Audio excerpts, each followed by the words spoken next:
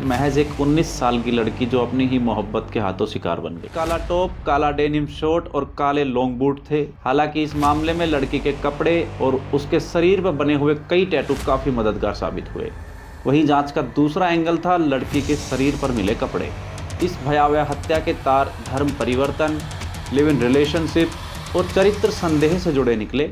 बहस बढ़ने के बाद गुस्से में अशरफ ने उन्हें सावली फाटा के पास स्थित एक पहाड़ी पर ले गया।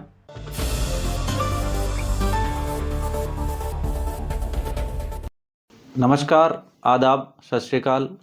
आप देख रहे हैं दैनिक रेडियो पर क्राइम रिपोर्ट्स। आज की कहानी एक ऐसी ही हत्याकांड की कहानी है। महज एक 19 साल की लड़की जो अपनी ही मोहब्बत के हाथों शिकार बन गई। दिन था 13 जुलाई 2019 का, जब नागपुर पांडुरना हाईवे से गुजरते हुए सावली फाटा के करीब एक शख्स की नजर पड़ी किनारे पर पड़ी लाश पर। लाश औंधे मुंह पड़ी थी। शरीर पर डिजाइनर काला टॉप, काला डेनिम शर्ट और काले लॉन्ग बूट थे। जब शरीर को पलटा गया तो मंजर दिल दहला देने वाला था। चेहरा बुरी तरह से कुचला हुआ, मांस के चिथड़े लटके हुए, चेहरे की बनावट पूरी तरीके से बिगड़ी हुई, दोनों घुटने छिले हुए और दाहिने हाथ का पंजा भी तोड़ा गया था। राहगीर ने तुरंत पुलिस को कॉल किया और घटना की इत्तला दी। कुचले हुए उस चेहरे को देखकर साफ लगता था कि ऐसा पहचान छिपाने के लिए किया गया है। हालांकि इस मामले में लड़की के कपड़े और उसके शरीर पर बने हुए कई टैटू काफी मददगार साबित हुए। लड़की की छाती पर भी टैटू था जिसमें क्वीन लिखा हुआ था, जबकि उसके हाथ में लव बर्ड का टैटू था जिसमें 2 नाम थे, पहला नाम खुशी और दूसरा नाम आंसू। पुलिस डिपार्टमेंट ने टैटू की तस्वीरें नजदीकी थानों और मुखबिरों तक सर्कुलेट करवाई। वहीं जांच का दूसरा एंगल था लड़की के शरीर पर मिले कपड़े। उसके टॉप में नागपुर के एक मॉल का स्टिकर था, जिससे जांच में काफी मदद मिली। जब पुलिस ने मॉल के उस शोरूम से पूछताछ की तो सामने आया कि कपड़ों का बिल खुशी कुमारी नाम की लड़की के नाम पर था। लाश मिलने के ठीक एक दिन पहले खुशी ने मॉल से 6,000 रुपए की शॉपिंग की थी, जिसके बिल में उसका मोबाइल नंबर भी मिला। पहचान उजागर होते ही पुलिस को हत्या की कड़ियां जोड़ने में ज्यादा समय नहीं लगा। इस भयावह हत्या के तार धर्म परिवर्तन, लिव इन रिलेशनशिप और चरित्र संदेह से जुड़े निकले। हालांकि खुशी कुमारी एक मॉडल थी। वो मॉडलिंग की दुनिया में ऊंचा मुकाम हासिल करना चाहती थी, लेकिन निजी जिंदगी की उथल पुथल और कुछ गलत फैसलों से उनकी जिंदगी चंद सालों में सिमट कर रह गई। 19 साल की मॉडल खुशी कुमारी। लाश मिलने के बाद पुलिस ने उनके कातिलों की तलाश जुट गई। मॉल से मिले नंबर की जांच की गई, उनके कॉन्टैक्ट्स निकाले गए। पुलिस ने जब उनके परिजनों को कॉल किया तो चौंका देने वाले खुलासे सामने आए। पेरेंट्स ने बताया कि खुशी अनाथ थी। उन्हें कोई अनाथ आश्रम में छोड़ गया था, जहां साल 2000 में जगदीश परिहार ने उन्हें गोद लिया था। उनके जन्म स्थान, जन्म तारीख और बायोलॉजिकल पेरेंट्स की कोई जानकारी किसी के पास नहीं थी। 10वीं में पढ़ाई करते हुए खुशी का रुझान मॉडलिंग जगत में होने लगा। शुरुआती तौर पर वो छोटे मोटे फैशन शोज का हिस्सा बना करती थी। उन्होंने रायसोनी कॉलेज से ग्रेजुएशन करते हुए भी कॉलेज फेस्ट में मिस रायसोनी का खिताब हासिल किया था। वहीं साल 2019 में वो मिस इंडिया की कंटेस्टेंट भी रही, हालांकि फाइनलिस्ट नहीं बन सकी।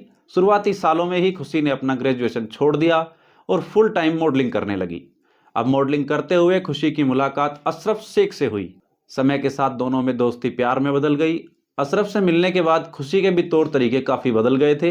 वो महंगे रेस्टोरेंट्स, कैफ़ेज़ में जाने लगी, ज़्यादातर घर से बाहर रहने लगी। अशरफ ने उन्हें एक मोबाइल और एक कार भी गिफ्ट किया था। जब परिवार को उनके इस रवैये से एतराज़ शुरू हुआ तो घर में झगड़े बढ़ने लगे। वहीं कुछ महीनों पहले ही खुशी ने अशरफ के साथ रहकर बिना रोक टोक वाली जिंदगी बिताने के लिए गरीब माँ बाप का घर छोड़ दिया। जब परिवार ने आपत्ति जताई तो खुशी ने उनसे रिश्ता तोड़ लिया। वो कहती थी कि वो गरीबों की तरह नहीं रहना चाहती। घर छोड़ने के बाद खुशी ने अपने माता पिता से संपर्क भी तोड़ दिया। परिवार का बयान लेने के बाद 13 जुलाई को ग्रामीण अपराध शाखा पुलिस विभाग ने खुशी के लिव इन पार्टनर अशरफ की गिट्टी खदान स्थित घर से गिरफ्तारी की, जहां वो खुशी के साथ रहा करता था। हालांकि अशरफ ने पूछताछ में कहा कि वो पिछले कई दिनों से खुशी से नहीं मिला है, लेकिन पुलिस को उसका ये बयान बड़ा ही अटपटा लगा। जब अशरफ के मुकरने के बाद पुलिस ने नागपुर पांडुरना हाईवे के सीसीटीवी फुटेज खंगालने शुरू किए तो जांच में आया कि अशरफ की कार MH03 AM4764 12 जुलाई की रात 9:30 पर टोल नाका क्रॉस की थी। जूम करके देखा गया तो उस समय अशरफ और खुशी दोनों ही कार में मौजूद थे। हालांकि जब 12 और 13 जुलाई की दरमियानी रात 2:30 पर अशरफ की कार वापस टोल नाका पर लौटी, उस वक्त अशरफ कार में अकेला था।